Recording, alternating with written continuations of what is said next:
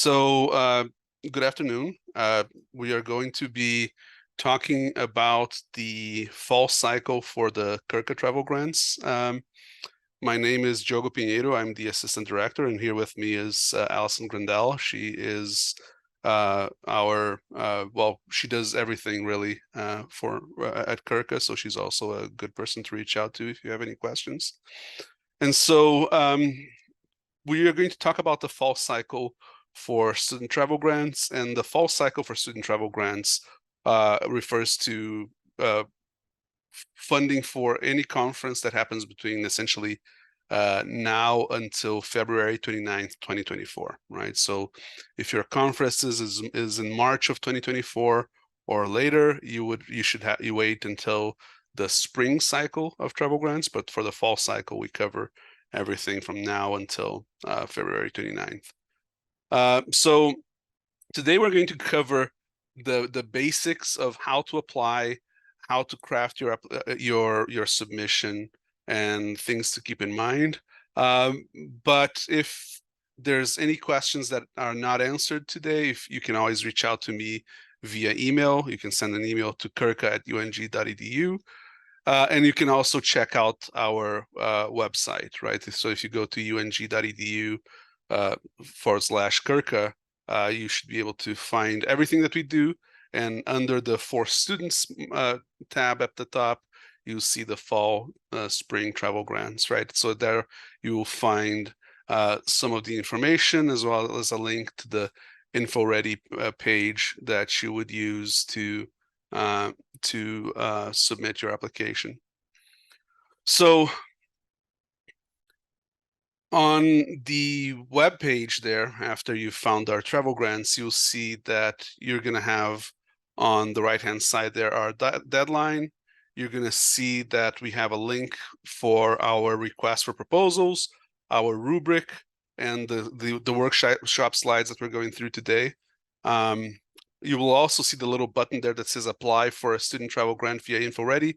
That button will take you to the InfoReady website, which is where you would log in with your UNG credentials and find the competition titled 2023 Fall CURCA Student Travel Grant Awards, travel grants, and that's where you would submit your material, right? The deadline for this cycle is September 15th at 11:59 p.m. So make sure that you have your stuff submitted by then.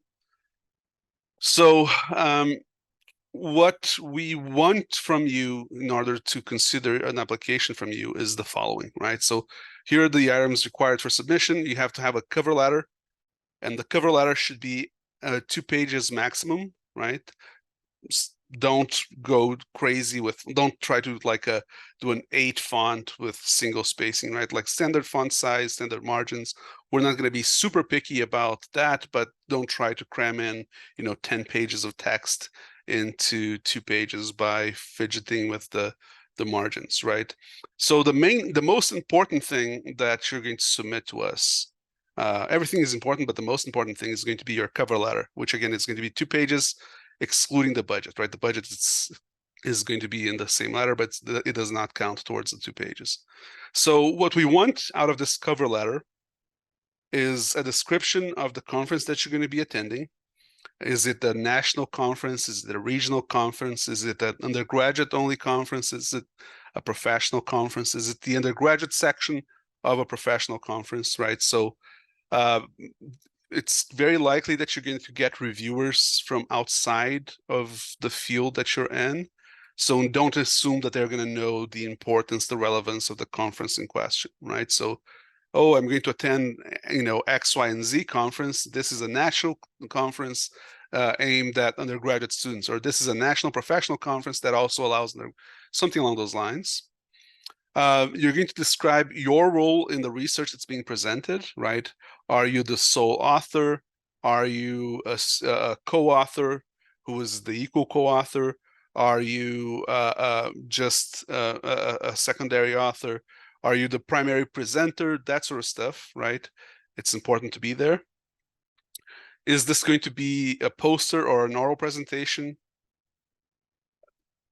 How did your mentor participate in this? Is this their research and you're just helping a little bit, or is this your research and they just mentored you? And then the last thing is going to be your how does this conference help you achieve the goals that you want out of life, right? Is this going to help you be more competitive for graduate schools? Is this going to help you get the job that you want, right? Think about how can this conference participation improve your long-term professional and career plans. So that's the part of the cover letter that's going to be crucial here in this competition, right? After this narrative part, you should include your budget with evidence for these for the different items in your budget, but the budget does not count towards this 2-page limit, right? One of the questions that we get all the time is like, oh my God, I am part of a big research group. It's going to be me and 3 other students. Can we all apply together? And the answer is no. Each individual should apply individually, even if it's all part of the same project, right? So you have a project that has 5 different co-authors and all 5 want to attend a conference. Each of those 5 will have to submit individually, and each of those 5 will be judged individually, right? So it's entirely possible that, in a group of 5 from the same research project, 2 get funded and 3 don't, right? So if you are part of a student group, you should make a strong case as to why you need to attend, even if you're not the primary author or the primary presenter, right? So if you're not going to be the primary author or primary presenter, you have to be able to make a really good case for why you should go anyways. So besides this cover letter that will have, once again, the 2-page narrative and then the budget, we also ask you to submit the following items. And it's important to pay attention because we cannot consider incomplete submissions, right? So besides the cover letter, we want your original submitted abstract, right? Whatever you submitted to the conference to be accepted, we want a copy of that, right? If it's an abstract, great. If it is some other, maybe you have to submit the full paper, something along those lines. Whatever you submitted to be considered for the conference, submit it to us as well. If it's like an audition for a theater performance or a music performance that you had to submit, make sure that you submit that. Proof of acceptance, a letter saying that you've been accepted into this conference, right? If you've just got an email, that's fine. You can save that email as a PDF and submit that email. If the conference that you're trying to apply to has not sent out acceptances yet, that's fine.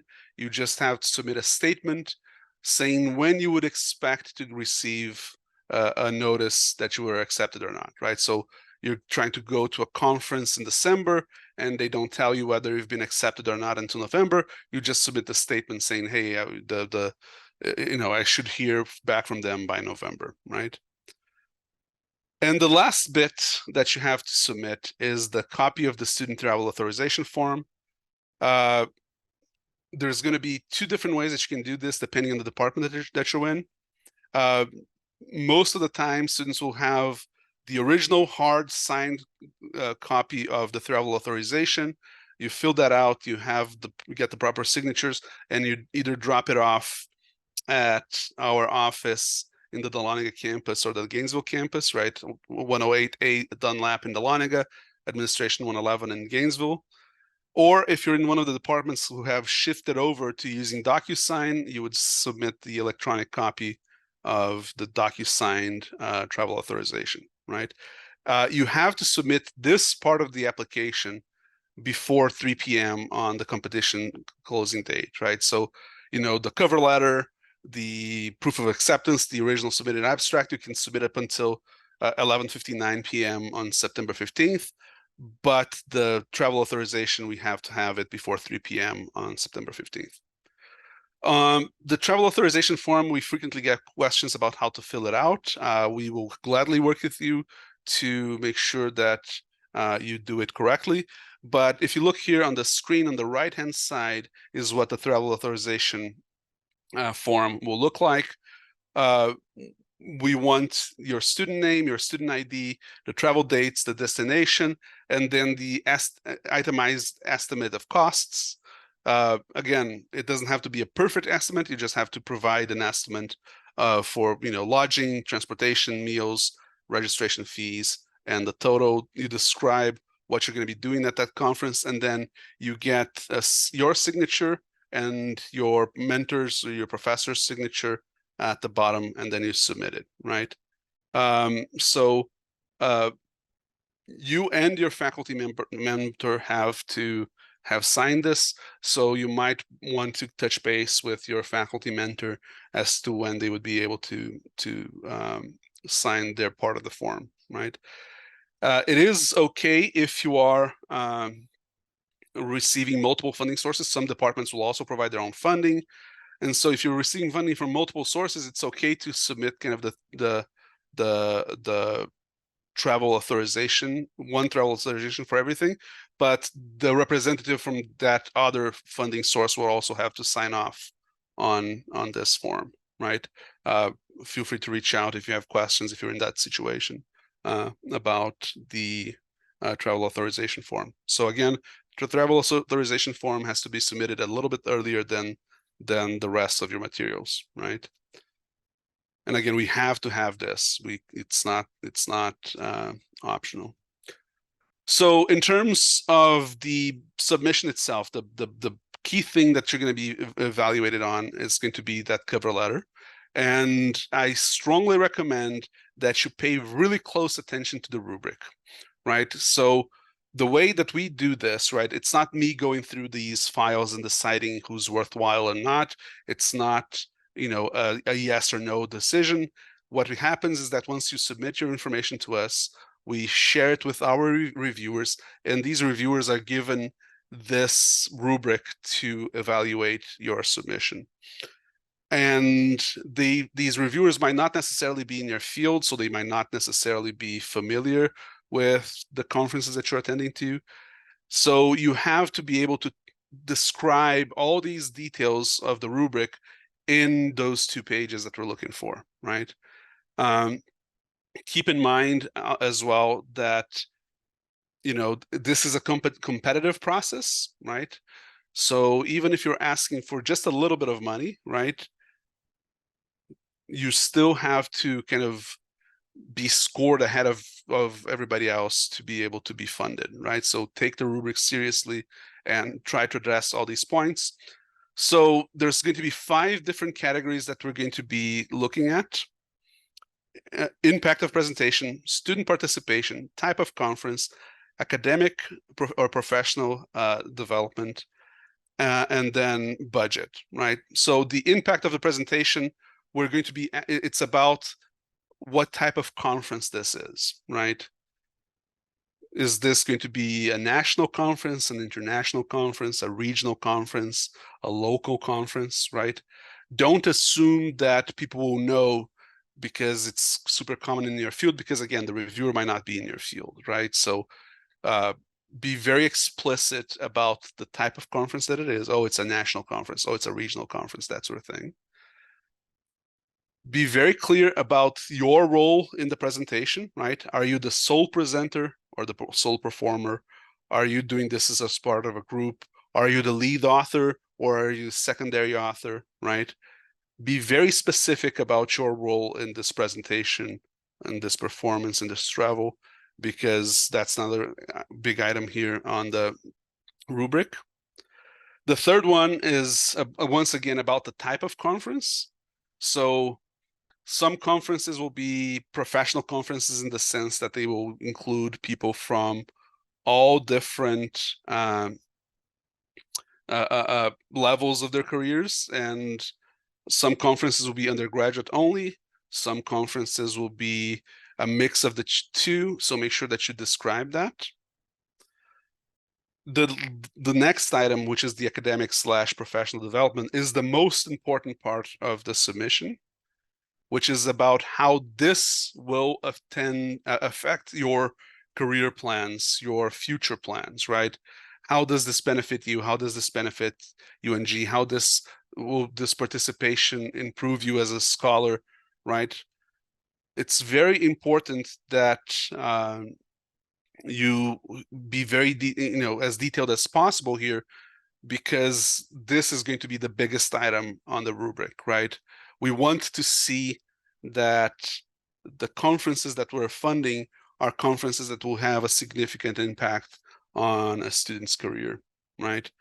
We wish we could fund everybody, but we can't.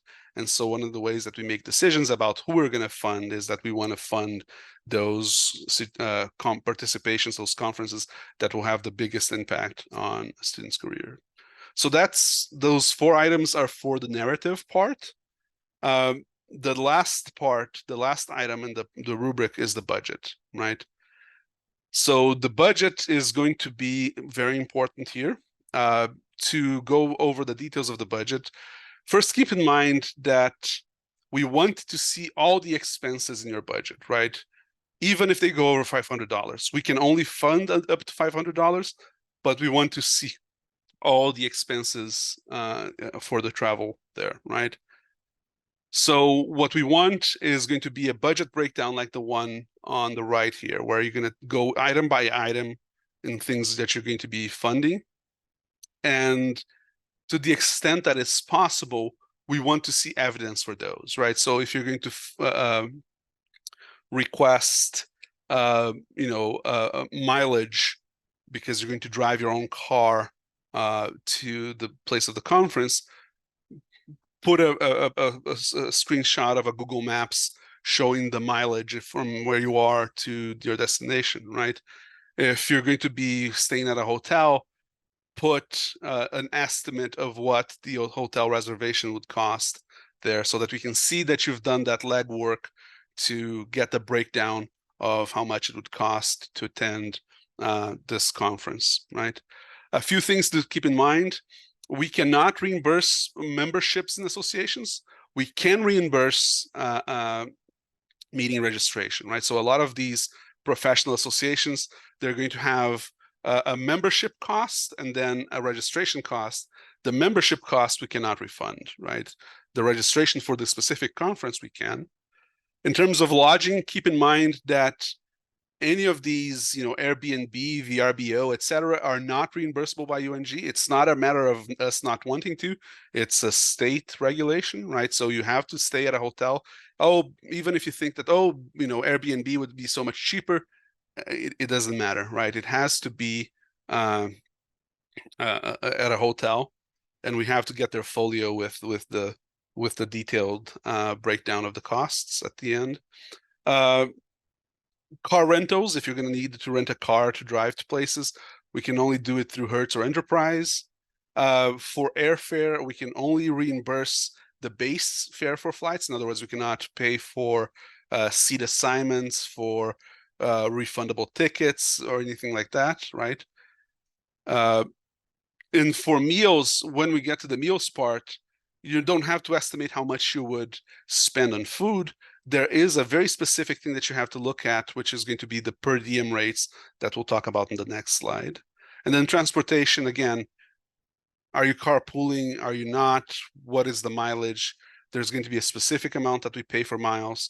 And so all of that goes into your budget breakdown. And again, that budget breakdown does not go into the 2-page limit for the cover letter. That's extra to the cover letter. So the meals part, what we use is the per diem rate. So, and this again is a state regulation. It's not us being picky. So what you would do to find out the per diem rate that you have to enter is that you would look at the US General Services Administration per diem website. So once you go there, there should be a map that you would click and find where you are, where you're going to. And once you find the destination that you're going to, there should be a per diem for meals and incidental expenses breakdown, right? It's going to be the M and IE breakdown at some point there on the website. And so that's going to tell you how much money per day you can get as a per diem. On the first and last day of travel, you went 75% of that value, and the rest you went the full value there. For Georgia, it doesn't matter what GSA says. If it's in-state travel, it's a $50 per diem for in-state travel, right?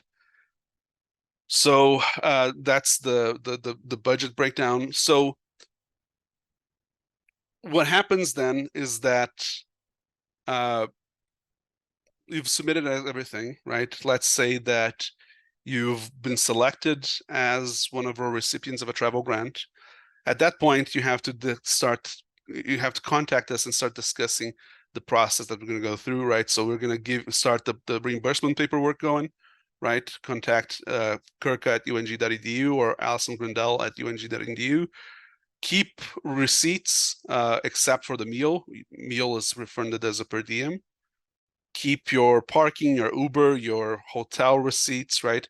You have to have, for the hotel, you have to have a folio that clearly shows a zero balance and a detailed breakdown of expenses, right? And then, of course, because we can only afford up to $500 from our office, it would be ideal if you could share some of these expenses with your classmates that might be going to or colleagues that might be going to the same conference, right? Share a room, share a lift, et cetera, et cetera. After you've gone through the conference and after done your presentation, et cetera, that's when the reimbursement process begins, right? We don't pay for things ahead of time. You pay for them, and then we reimburse you. The reimbursement process is going to be something that you have to do pretty quickly after the conference is done, right? We have 2 weeks after the end of your travel to get this paperwork started. So you're going to submit the reimbursement form signed. There's going to be a student vendor form that you're going to have to sign in ink. You will need a copy of the conference program and all the original receipts, right? And so you get all of those together, you give this to us, and then we'll get the reimbursement process started where we will get your money back to you.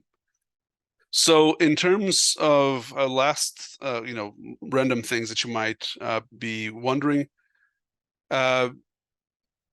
we can only fund current UNG undergraduate students, right? So if you're graduating in December, but your travel is in January, we would not be able to reimburse your travel because you have to be a undergraduate student at UNG at the time of the conference. So seniors can apply for a travel grant, but the conference has to happen before graduation. You don't get $500 if you win. You can receive up to $500 towards travel, right? So in other words, if your budget says that you're only requesting $250 and you win it, we don't just give you $500, right? We will reimburse whatever you submit in your application up to $500.